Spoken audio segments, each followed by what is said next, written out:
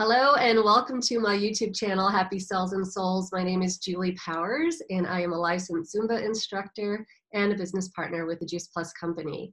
And my mission in life is to inspire healthy living and to help people know that life is better when they're dancing through it. But my expanded mission is to create better health at the cellular level and more joy at the cellular level.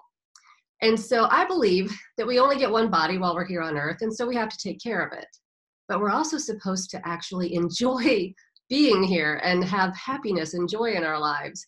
And so I want to help spread more joy and light into the world.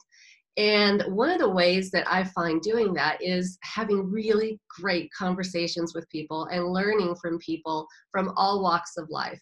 And so to me, it doesn't really matter if we share the same political beliefs or religious beliefs, or we're from the same backgrounds. We can learn from everyone. We just have to have open minds and open hearts.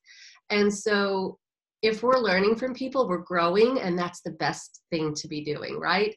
So everybody has different purposes here on this planet, and I like to find out what that is and what people are interested in. So today, I get to talk to these two young ladies, and I was saying that I could be their mother. Because they're the same age as my son. But I met Sara Skerritt through my baby brother during the pandemic quarantine. We were on Zoom calls with a bunch of people that my brother put together, and we met playing games online. And then I was able to meet Ella Khan today, as a matter of fact, because she and Sara are really good friends. And they both have really fun stories to share about how they got started in the TV and movie industry. And, you know, a lot of people think that it's so glamorous, you know, to be in Hollywood. But you know what? There's work involved, and you have to learn what you're doing, and you have to know, like, what to do and how to, you know, how to do your trade, what it is, if it's pre-production, production, post-production. And so what I'd love for these girls to do is, you know what, Sara and Ella, I'm just gonna let you kind of tell your story, because they're different. You're both from Southern California, and you both met at Art Center, right? Mm-hmm. But Sara, you come from a family that has been involved with TV and film for a long time, because your grandfather, Tom Skerritt, who a lot of people will recognize from Aliens and A River Runs Through It, and of course Top Gun, because those are all three of my favorite movies that he was ever in. But you know, having somebody in your family that's in that industry gives you such a different perspective on it than what Ella has, you know, experienced with nobody in the family that is in the industry and walking into college and learning about this. So which one wants to go first? Sara, would you like to start? All right, I'll go first. Yeah, so I guess movies have always been a part of my life, especially with regards to Grandpa. And it's always been cool to watch these movies with him younger or playing someone else, and knowing him as like Grandpa at dinner, you know, or lunch. And beyond that, it's sort of like fostered my initial interest in film. And basically the way that film connects us is what's kept me interested and in love with it.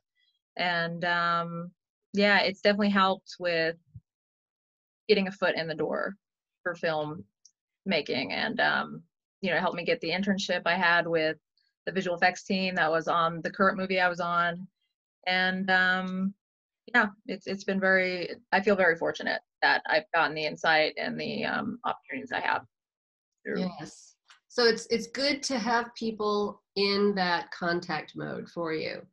But then what about somebody who doesn't have any contacts and just walks into school one day and says, I'm going to be in the film industry? Oh, but first of all, Sara, you are interested in writing, even though your internship is in visual effects. And Ella, you were saying that you would like to be a storyboard artist for films. So tell us how you came up with this plan. For storyboarding, yeah. Well, when I was always very interested in visual narrative growing up as a kid. And so I used to I started off making comic books ever since I was like 6 years old, I think, I would start making my own little stories, and I fell in love with watching people read them. And so for a while I thought I wanted to do comic books, but then in high school I took a couple classes in animation, and I realized that I would have a lot more fun making those drawings move and actually animating something to a musical score, or like having some kind of film. And so I started pursuing the idea of a career in animation. And that's when I applied to Art Center. I did not come from any background film whatsoever. My parents were both graphic designers, so they were able to give some feedback on some of my work and give me like honest critique, as opposed to, this is great, let me put this on the fridge, Right. So, Put a bit color on it. they were very blunt with their critique of my work. So I think that was good preparation for art school, because a lot of it is, starting over, and you have to be okay with kind of throwing away some ideas that you had that weren't working before. And basically I learned to not fall in love with too much in love with my work. Yeah. So, yeah. Wait, how hard was that for you? Because I've known people that went to school because they wanted to be an artist, mm-hmm. and they decided that they couldn't do that because they were so attached, emotionally attached to their art, that they mm-hmm. couldn't have somebody tell them that it wasn't right. It is hard, because art is a personal thing, and a lot of it comes from a place of like your personal experiences in life, and to see someone else not see what you're seeing and sort of disregard that is a little bit tough at first. But essentially that's what a lot of the work in film is. It's a lot of boarding and reboarding. Storyboard artists almost always throw away a lot, like a good chunk of their work, because the story changed or it isn't working, and things like that. But do you it was do your storyboards by hand, or do you do them on the computer? There's a program. It's a great program called Storyboard Pro. It's made by Toon Boom. It's a really good editing software. You can actually like animate cameras and draw directly onto your Cintiq and board out a sequence in real time. So I use that primarily for my storyboards. Photoshop is also a good program, but I prefer Storyboard Pro. Right, that's really neat.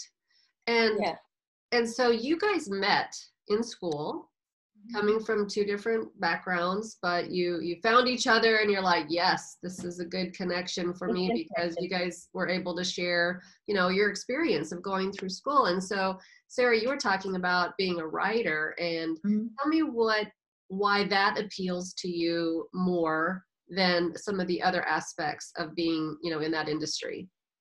Well, I've tried a lot of things in the past. I tried editing, and I tried doing production in school.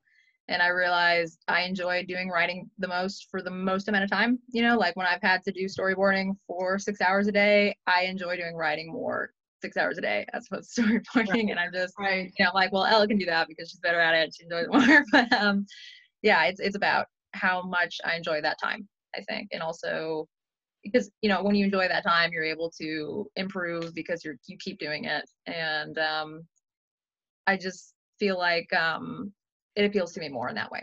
Right.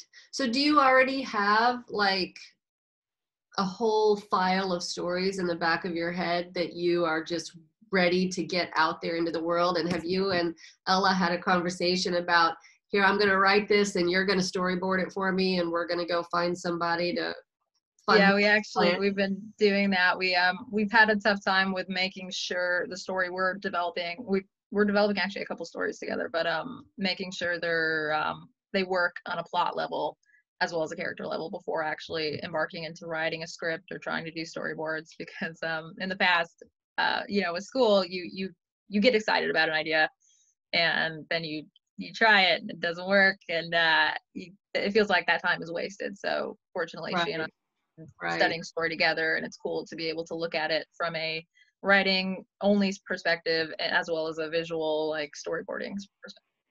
Yeah. Well, yeah, you have to have these skills in order to be able to put it all together so that it makes sense.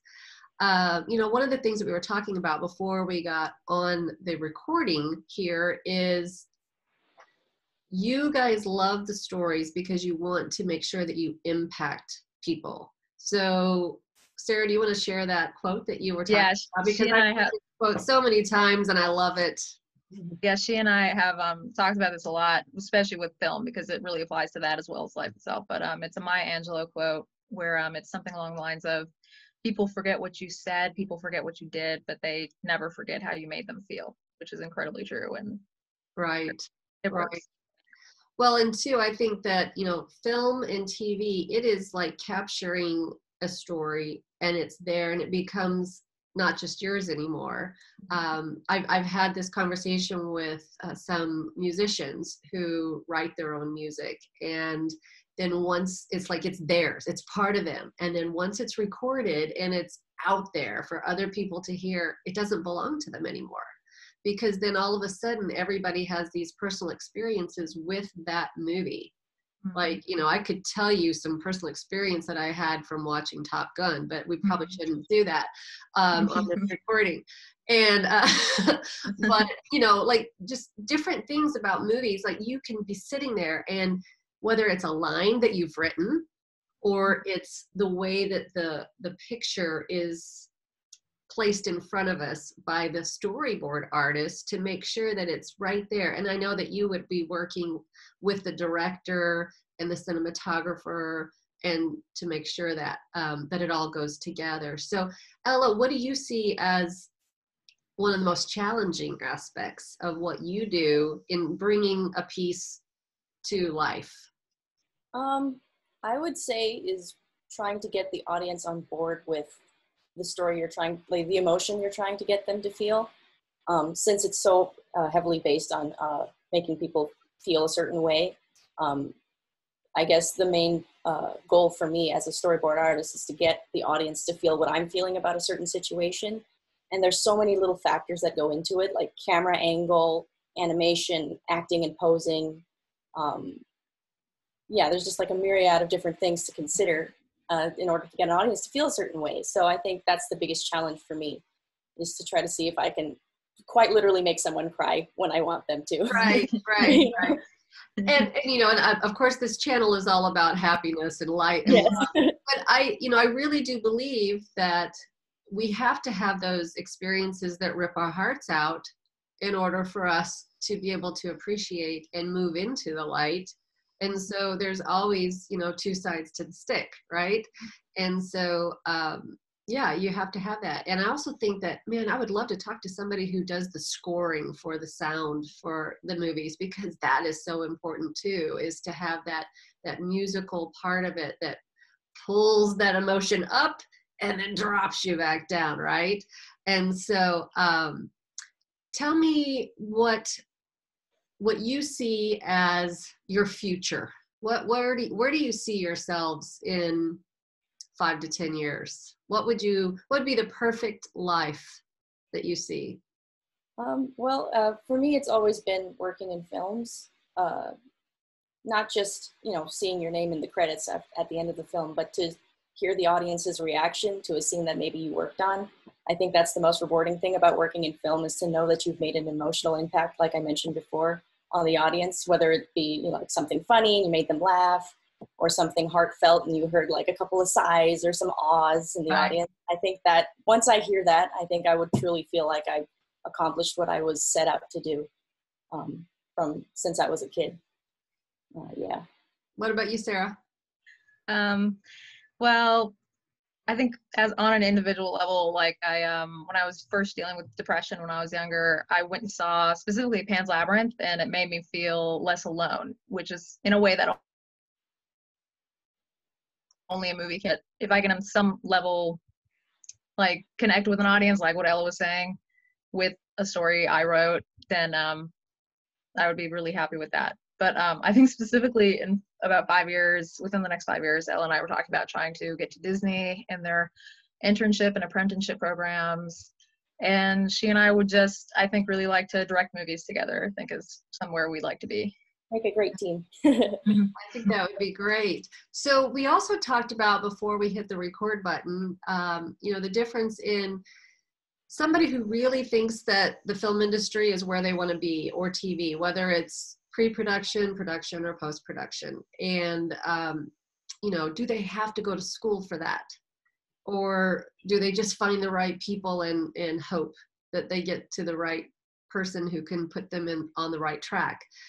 So what are your perspectives on that? Now that you're in school, what do you think? There's a myriad of different experiences, I would say. Everyone has a different story, and there's never one clear way to get into the film industry. But for someone like me, coming from no background whatsoever for film, I think going to school at Art Center was like the first taste I got of working with people in the industry. A lot of our teachers also work at the studio as they teach at night. And so we would get like hands-on direct feedback from them as to like what's going on, what movies are successful and things. So it was a bit of a culture shock for me too, because, I learned a lot. There was a lot more to filmmaking than I thought. Right. Like, for example, I didn't know there was a whole layout program at Disney that's just focused on camera movement. And so, we had one of our teachers explain what that was and the whole production pipeline. And so I think after going to art school, I truly felt like my goals were becoming more tangible than just a theory, growing up as a kid. But that being said, though, it's not your only ticket in. And I think that if you have the skills and you have the drive, there's always different ways to make it in the film industry without a big degree like Art Centers. It helps a lot for someone with no background. Right. What do you think, Sarah? Well, I've had a very unconventional college career. My parents always emphasized getting an education. So it was never a question of if. And in order to save money, because it is ridiculously expensive in this country, but I went to a junior college and then transferred to UCLA. And at that point, I was terrified that I wouldn't learn about animation enough. So I went to Art Center, and thank goodness I did, because I met Ella. And it was just too expensive, so I went back to UCLA, and I'm still there, and I only have a few classes left. But it's mainly been about figuring out what I enjoy the most and what I'm good at, as well as finding the people that I connect with the most and who I can work with really well and just have a better life with, which has been the case with Ella on all those levels. And I personally don't recommend going to an art school, like a private one, because I think that there are UCs and other public schools that are very adequate for learning those skills. But what Ella was saying, meeting those people there has been really important. Right. So Right. it's a matter of, I think, the individual person. Well, and true. That's very, very true, because everybody has their own path. And what I love about your stories, even though they're very different, is that you're both sort of exploring different aspects of what your vision was, and you're learning that maybe the original vision wasn't exactly what you really enjoy doing, and there are other things. And so I really like that you have open minds about it, that you are checking things out without having this preconceived plan in place where it's so rigid that, oh my gosh, if I don't stick to this now, people are going to think I'm a failure. Oh my gosh, if I don't complete this task the way that I thought I was going to, then I'm not going to be, the person that I thought I was going to be. Because I believe that so many times we forget how to dream. The older we get, the harder it is to remember how to dream. And so I don't want you guys to ever forget that, is that no matter where you are and what you're doing, if you find that what you are putting your time into no longer fills your soul up, then stop doing it. Stop doing it. Nobody's going to make you do it. And that's what I wish that most people could figure out in life, is that, happiness is something that we have to find within. And so you guys are really able to, check things out at this age and stick with something that makes you happy. And I think that's one of the best things you could possibly do. So do you have any last words? We're at our 20-minute mark. So I like to give you a chance to just say one last thing that maybe somebody watching this, our 5 or 10 people that are watching this right now, that might be your parting words. Anything that you'd like to share? I after you brought that up, it actually reminded me of something that my English teacher in high school said. And she kind of gave us this advice. It was our senior year and we were about to leave to go to college. And she tells us to make sure that we don't have to say that I have to go to work. Make sure you say that I get to go to work. Right. I think that kind of stuck with me for a very long time. And I've kind of been chasing that ideology of, not having to go to a place where you feel like it's a treat as opposed to, having to go to work because it's necessary, Well, if you enjoy what you do, you never work a day in your life. Exactly. And that's, I enjoy what I do. And so I don't feel like I have work. I just keep doing fun stuff to help people. So what about you, Sarah? Last words? That was pretty good. I'm not sure. I have to say, I've always had, the past few years, I've gotten anxious about time and whether or not I'm wasting time. And I got to say to whoever's out there to calm down and spend time with people you love and doing what you love, just like what Ella said. And don't worry about it so much, because if you're doing that, you're doing all right. That's right. That's perfect. Well, girls, thank you so much for sharing today. And I'm going to go ahead and stop the recording. All right. Okay, thank you so much.